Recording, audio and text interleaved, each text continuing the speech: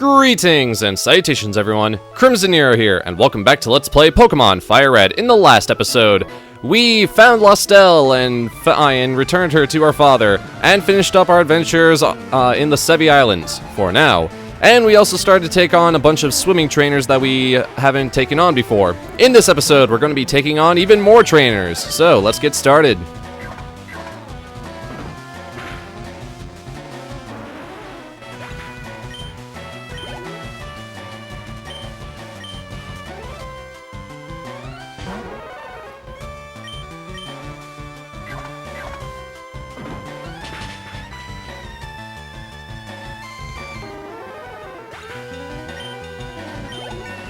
Alright, Seafoam is now level 48.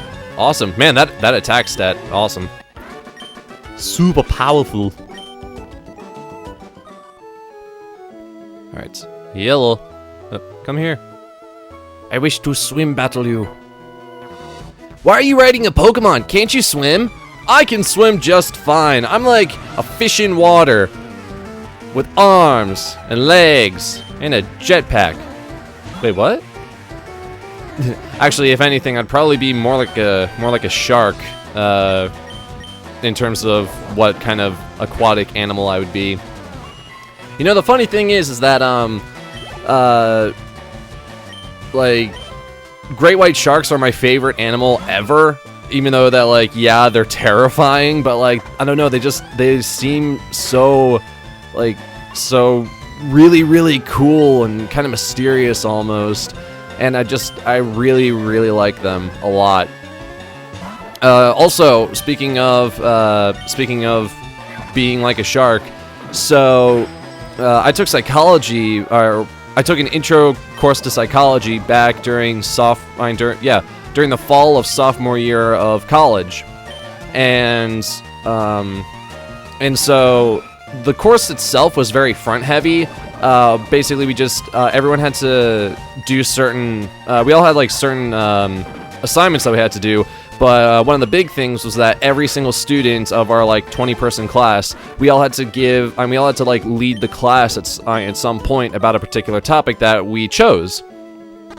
I chose to talk about the Phantom Pain, which at first I thought it was some sort of like mental thing involving like nightmares and stuff, and it just sounded really cool. But after doing research, I found out what Phantom Pain really is. And basically what Phantom Pain is that it's that your brain thinks that a limb is still there even when it's not. So like, let's say for example, like your arm is like amputated. Your mind would still, in some ways, would still believe that the arm is still there and would send a signal down your body into that arm that isn't even there. And as a result, you would feel some sort of like weird sensation, almost pain, during this. And so like that's basically what Phantom Pain is. And so I learned a lot about that, and I also got to teach that information. And the coolest thing is that I also got to make a small comparison, or at least a small little mention of Metal Gear Solid 5: The Phantom Pain, because that's what that story is about, is the feeling of loss, not just both emotional but also physical. But yeah, going back to the whole shark thing, so in the second, so basically like after I was done with my presentation on the Phantom Pain, I just had to show up pretty much every single day and just listen to what other people said and just participate every once in a while by asking questions and participating in a little bit of Q&A. And so, lost my train of thought there for a second. So one of the big things that we had to do towards the end of the quarter was we had to make a little collage that represented ourselves and like allowed us to kind of share a little bit more about who we are as people. And so mine had various things that related to video games, such as like a fourth of my collage was just a bunch of video game controllers, because, well, I mean, I love video games. It's what I'm inspired by. It's what I want to do. It's video games are just a huge part of my life, and so I just thought, hey, this would make sense. And so there's other things around there too. Like I had the Batman logo because he's my favorite superhero. I love him. He's like he was my idol when I was a kid. Just super cool. I was just inspired by Batman a lot. I also had things like headphones because I listen to a lot of music. I had things like I had a small little picture of Kai Kisuke versus Soul Bad Guy from Guilty Gear because I'm super inspired by Daisuke Ishiwatari because I love his music, I love the Guilty Gear franchise, they're super fun games, and I love his art style. I love the way that he designs characters, and it really inspires me to continue to work on my own characters, both in terms of writing as well as in terms of design work as well.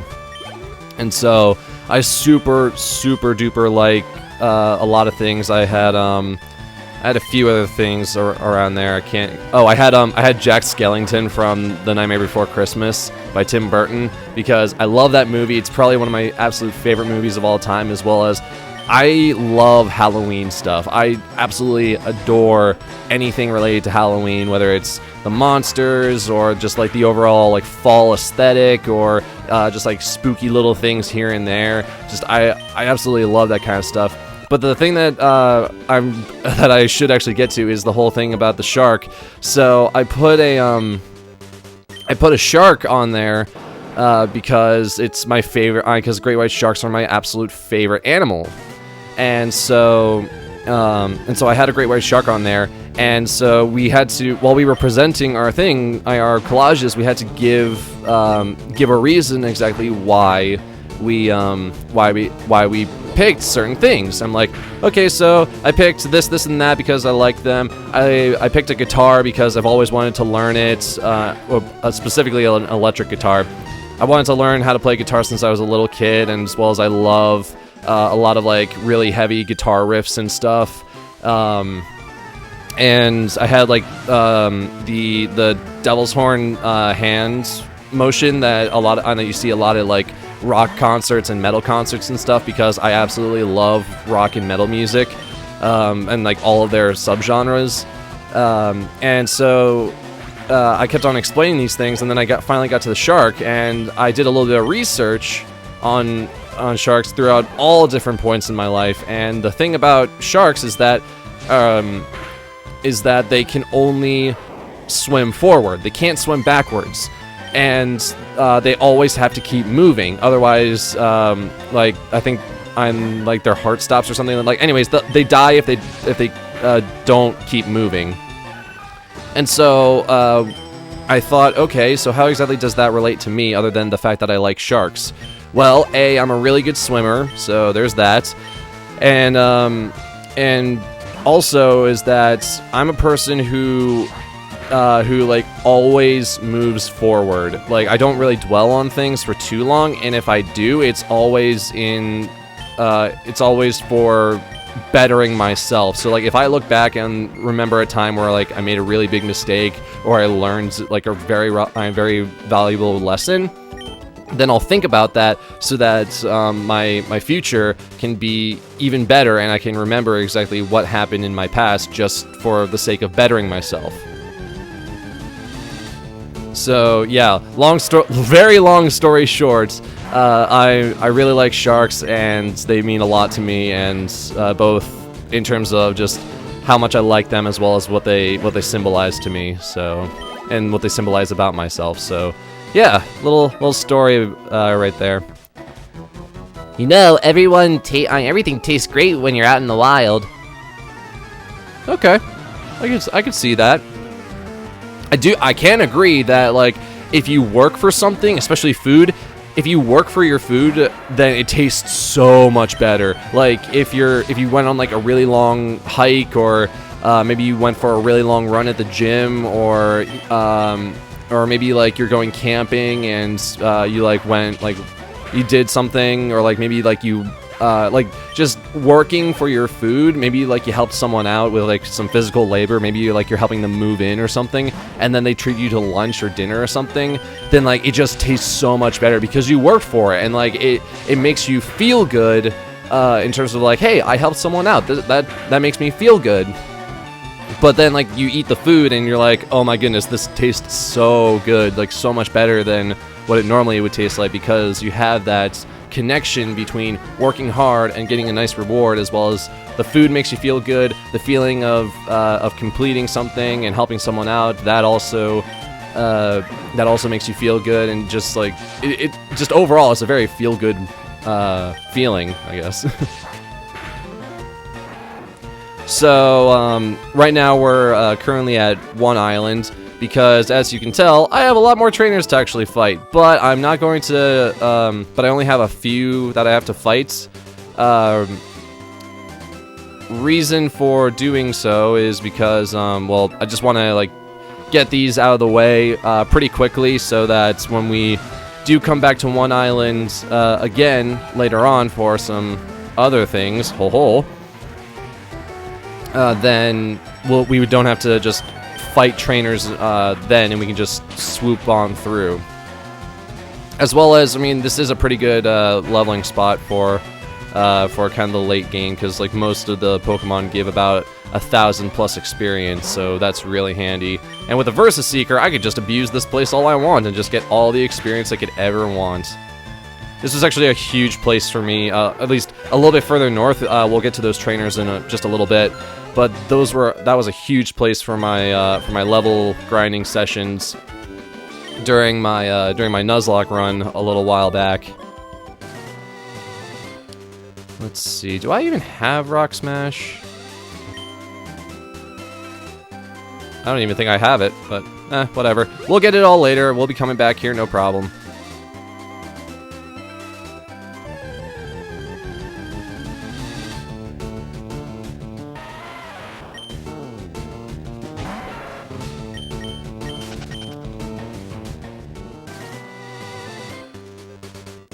So earlier today, I was driving around and, like, getting some stuff done, and so there's this big patch of land that is, like, just for, like, farms and like horse ranches and other places like that. Like, it's very like agricultural, like you would say.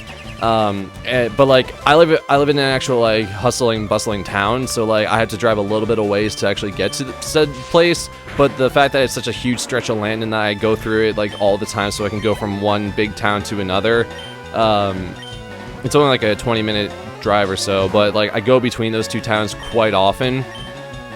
And so, because of this, like, there's a lot of, like, scenery I can look at whenever I'm driving.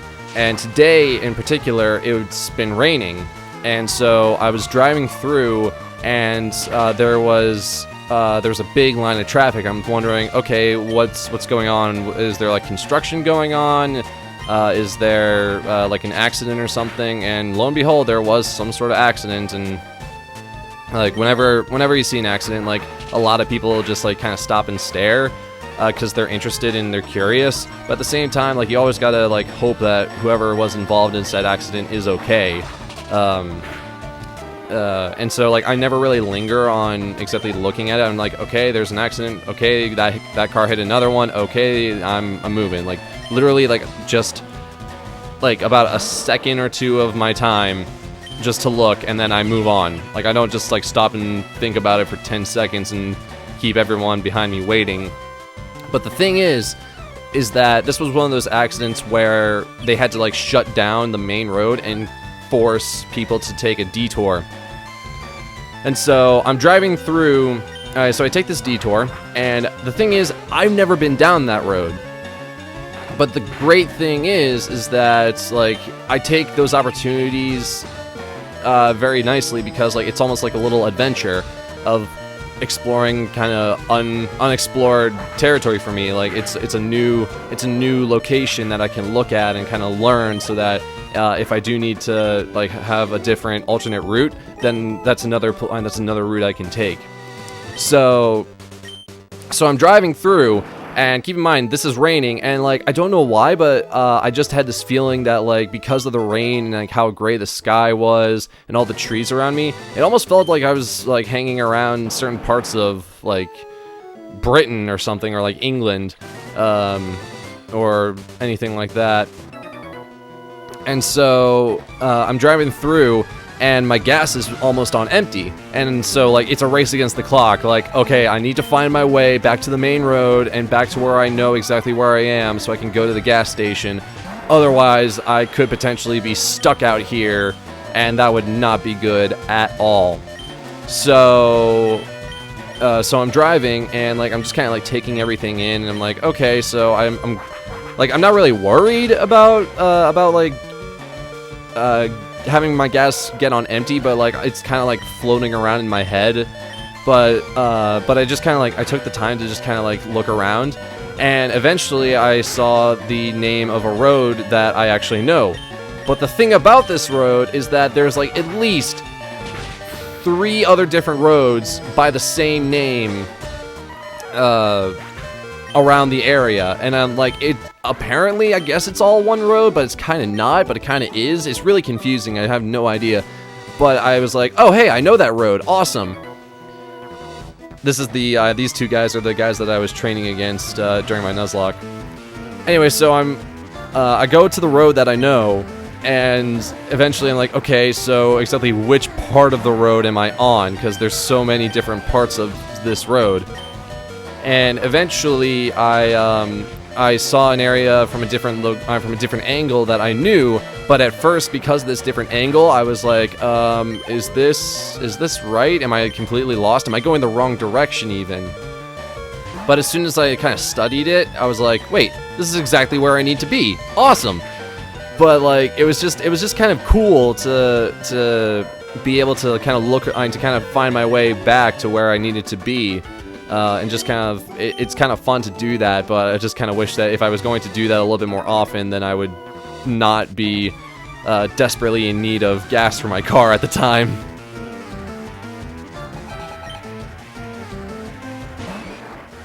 But yeah, fun adventures. It was nice. And then I immediately went to the gas station and got gas, so my car is completely filled up now. Everything's good. But it was just kind of a fun little journey, I guess. It was unintentional, but hey, I mean, it gave me another path I could go if I ever need to take an alternate route. And the great thing about the area I live in is that, like, if you point at a map, or like if you point at let's just go with that. If you like point in a map and say, okay, point A is right here, point B is there. How do you get to it? I can name 5 different ways. Like, for any location that I need to get to. It's great. The Ember Spa. I'm just stopping in here just so I can do this. The water is perfectly warm. It feels exquisite. Nero and the Pokémon were fully refreshed. So yeah, that's like a little Pokémon center, because it just heals up all your dudes, all your little guys. Let's do that. Cool. But yeah, I just want to take on this one trainer over here, and then we will head on over to the final gym! Can you help me out with my training? Sure, of course. You are helping me with my training as well, therefore we are bettering ourselves in the ways of Pokemon combat. And possibly physical combat as well, depending on if you wish to take me on. Now, she'd probably just, like, flip me over her back, and I'd be, like, laying down on the ground in the sand, maybe, like, getting, like, hit by a little bit of water. And I'd be like, okay, I'm done! That was actually, like, one of my favorite things to do in martial arts when I studied it, was to flip people over in different ways, and as well as to do all, like, to be on the receiving end of it and, like, do all the different, like, falling skills and stuff. That was always really fun. Alright, so that is pretty much it.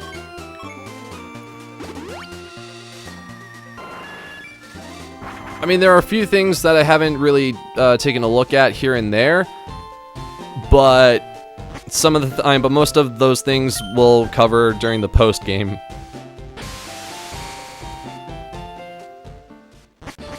So now, without any further ado, any further delay, it's time to head back to Viridian City.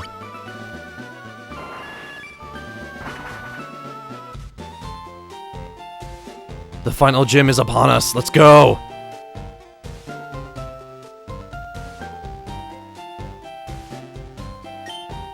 Viridian Gym's leader returned. Well then, let's rock and roll. Yo, champ in the making. Even I don't know the Viridian leader's identity. But one thing's certain, this will be the toughest of all the gym leaders. Also, I heard that the trainers here like ground-type Pokemon. Well, perhaps Leviathan will be our greatest ally for this particular gym.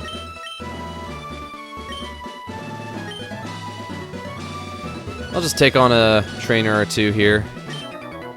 Ah! I'm working myself into a rage! I've played D&D a lot, and you would not believe how many times I've played with other people who absolutely love to play as ragers of some kind, whether they're like barbarians or like blood ragers or something in between. Just a lot of people just really like to just run up and be angry.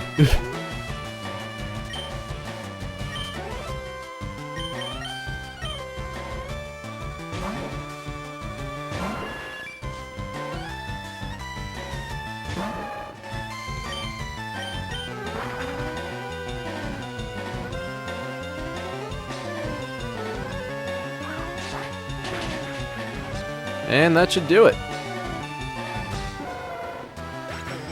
Hey guy, I thought you said that this was a ground type gym, not a fighting type gym. Hello. You must be running out of steam by now. Dude, I just got here. I just took care of that guy over there just super easily. Oh, it's because you're a cool trainer. Oh, look at me, I'm a cool trainer, I'm so cool. Guess what? I'm about to beat ya. And then who will be cool? Me? I'm not cool at all. Actually, like, I don't know why, but certain people think I'm, like, super cool. I'm just like, stop. Stop it. I'm not cool at all. I'm a total nerd. Then again, I have already discussed the matter that, like, it's almost cool to be a nerd in this day and age.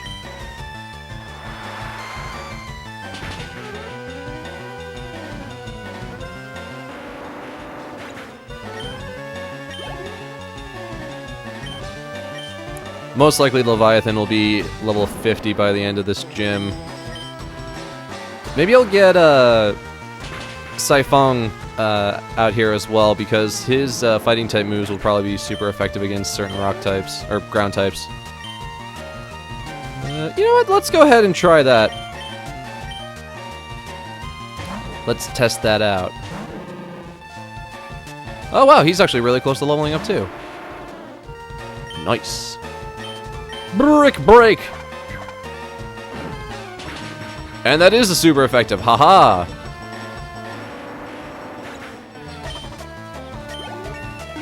Yay, levels! Levels! And a Marowak. Brick break!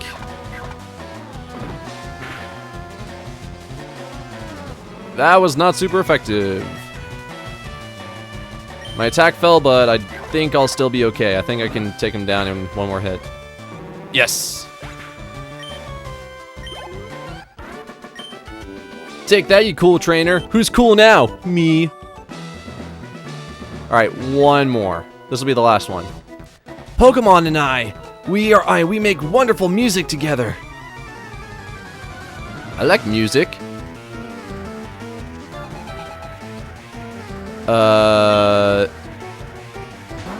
You're a tamer, but you make music? Well, I guess everyone has their hobbies. The surf is strong with this one.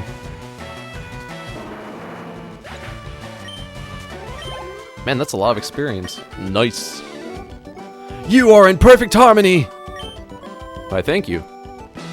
Alrighty, so We have made a lot of progress. We finished up 2 whole routes of trainer battles, and we have taken care of 3 trainers here in the Viridian City gym. Everything is en route. Everything is ready for us to advance forward.